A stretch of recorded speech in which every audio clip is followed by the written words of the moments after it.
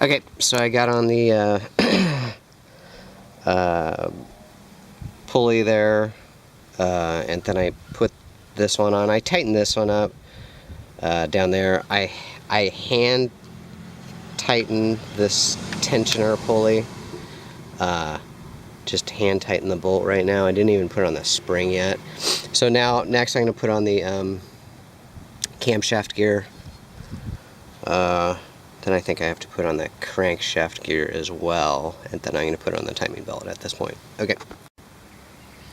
Okay. I wanted to talk about setting timing one more time. I'm not sure I was completely clear last time. Earlier in the video, I had, before I took off the old belt, I had actually marked the old belt. Then I was going to try to transfer the marks over to the new belt, and then set timing that way. I was close, but then I moved the crankshaft a little bit, and it all went bad. So anyway, what I ended up doing is just what you're supposed to do, honestly. I'll show you. So there's a mark on the crankshaft right on the gear itself. It's right there, okay? Then there's a mark on the oil pump right behind it, and those have to line up. So set those to line up there. Then on the cam gear here, there's a hole that's right there. Take a little drill bit and you'll fill a groove, put it in there. You'll fill a groove behind there, and that's when you know you have it right. If you don't fill a groove back behind there, I mean, you'll see that groove when you take off the gear itself. But anyway, so when that gear is lined up with that, or excuse me, when that indentation is lined up with that hole, that's actually where it should be. Then move the crankshaft just a hair counterclockwise. Then start putting on the belt, and I'll tell you why you should have it counterclockwise, just a hair. Because this side right here is supposed to be like the tight side, but the problem is sometimes it's too tight and you can't get the belt on. So if you do it counterclockwise, just a hair, you can actually get this belt on in the proper location. And then once you get that all set,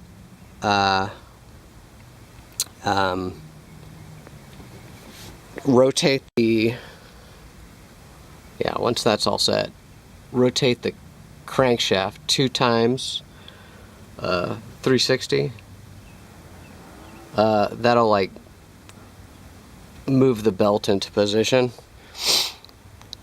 Then once that's set, move the crankshaft gear just a hair down, so all the so the tension is now as tight as possible in this area. So you're moving it clockwise. It's as tight as possible on this side. It's as loose as possible on this side. Then you torque this down. This, all the while this is a little bit loose. Then you torque this down to 31 foot-pounds. And once that's done, this belt should actually be pretty tight. And the reason it's tight is because this spring, this tensioning spring here, has all the while taken up the slack on it. So this is the loose side, but it is actually still pretty tight. And you'll see this one's tight on this side as well. So that's that. I just wanted to be a little more clear. That was it. As you can see, I'm putting things back together. I'll let you know what I'm going to do next. Okay, let's see. I'm actually just putting things back together now. Okay, so I torqued that down to 31 foot-pounds. Put on the radiator hose. I just filled it up with some water. I just did water right now because if there's a problem and I gotta tear it back up or something like that, I didn't want to waste the $15 worth of antifreeze. So anyway, I just filled it up with the water first, and then after we test it, and I'll just redrain it real quick and put in the actual antifreeze. I still have to get off the oil filter, and see, oil filter, and I put on the motor mount, or the engine mount that the motor mount actually goes to. So that's ready to go. Just putting things back together, really. Okay. Okay, I just put on the bottom timing belt cover. So on mine, this is a short one, this is a short one, this is a short one, and then this is a long one. Also, make sure you put in that washer. It was a big washer before you put on the cover. So put on the washer first, put on the cover. Short, short, short, long. And that was mine. It might be different on yours. It seems like I've seen other pictures that had a different bolt pattern. I did get on the top one as well. So let's see. There's a short one back here. Short one right here underneath this thing. Short one here, and then a long one here. This one, actually, it's under there. This one actually goes to the top cover and bottom cover. Holds them together. Then I don't know what this piece is, or this piece, which it still is, by the way. But anyway, I put on that. That's all set. So next in line is, let's see, I believe the power steering. No. I actually have to get on the pulley. So I'm going to get on the pulley, and I'll show you my homemade pulley holder. Torque that down to 80 foot-pounds. And also, by the way, the camshaft bolt, which obviously is underneath this thing, that was 40 foot-pounds, I believe. So anyway, 40 foot-pounds on that, and then 80 on the crankshaft pulley. So I'll be back in a couple minutes to show you that. Okay, so here's what I did. It's the I got on the pulley. This is a 1-inch plumber's flange. The 1-inch actually had holes in it. That was exactly the same distance that they need to be. That was pretty nice. And then I drilled 2 and stuck a bar in. It's a 1-inch bar. This was like $8 from Home Depot. This was like $10. Then a couple bucks worth of bolts. Anyway, lock that down and put it on something, or some leverage. You could also do it over against this. And then let's get our torque wrench out.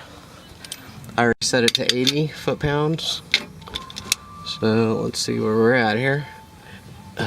I probably can't do this with 2 hands anyway. Okay, so that worked like a champ. No issue at all. Just super easy. So next is the power steering pump. I've got to get on the belt, back on the belt, so I'm going to go ahead and do that right now. And then I had loosened up this one, that was the only one, so I'm probably going to stick a pry bar in something and tighten it up just the proper tension, and then tighten the bolt back. I'll let you know. Okay, so on the power steering pump, I had that bolt that was loose, that was it. That's the adjusting bolt. So anyway, I just took a pry bar, pried it right between here, held it at the proper tension, and then tightened up that bolt. That was it.